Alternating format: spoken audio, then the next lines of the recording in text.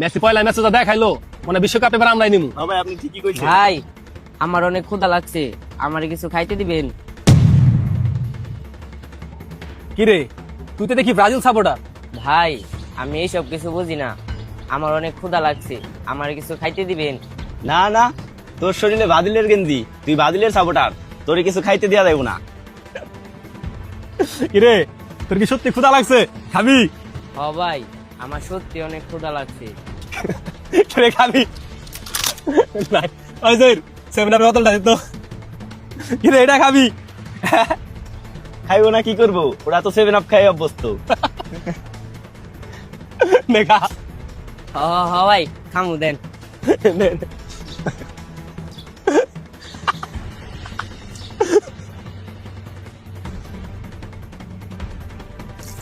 তুই হইতিস ব্রাজিলের সাপোর্টার, তোরে আমরা খাইতে দেবো। যা সর এখান থেকে। ভাই ব্রাজিল কারে কয় আমি সেটা জানি না, আমি এই জামাটা রাস্তা থেকে কুড়িয়ে পেয়েছি। ভাই আমার নতুন জামা কেনার টাকা নাই, আমি শুধু জানি ক্ষুধা লাগলে পেট ব্যথা করে।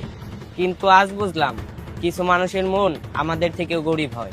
কি, তুই আমাকে গরিব কইলি? ওই ফকিনির বাচ্চা, তোর কত বড় সাহস আমাদেরকে গরিব বললি? যা সর এখান থেকে। ওই মিয়া, আপনারা কি শুরু করছেন?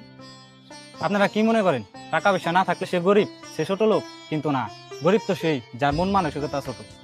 পথ শিশুর কোনো দল থাকে না, পথ শিশুর একটাই পরিচয়, সে মানুষ।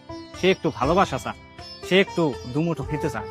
তারা ব্রাজিলও বোঝে না, আর্জেন্টিনাও বোঝে না, তারা শুধু বোঝে ক্ষুধা লাগলে পেট কাঁদে, আর মানুষ অপমান করলে মন কাঁদে। ভাই তুমি একটু দাঁড়াও, আমি আসতেছি।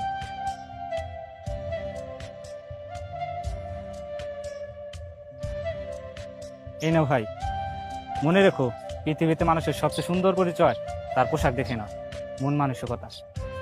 ভাই আমি খাবার পেলাম ঠিকই, কিন্তু তার থেকে বড় জিনিস পেলাম মানুষের ভালোবাসা। ভাই হয়তো আপনাদের আলমারিতে অনেক জামা আছে, কিন্তু এই শিশুটির এই পুরনো ছেঁড়া জার্সিটাই তার সবচেয়ে বড় সম্পদ। ভাই তাই কারো পোশাক দেখে নয়, তার কষ্ট দেখে তাকে বিচার করুন। ভাই আমরা অনেক বড় অন্যায় করে ফেলেছি, একটা পোশাক দেখে একটা অসহায় শিশুকে অপমান করেছি। ভাই তুই আমাদেরকে মাফ করে দে। আজ বুঝলাম ফুটবল নিয়ে অহংকার করাটা অনেক সহজ, কিন্তু মানুষের পাশে দাঁড়ানো অনেক কঠিন। ভাই তুই আমাদেরকে মাফ করে দে।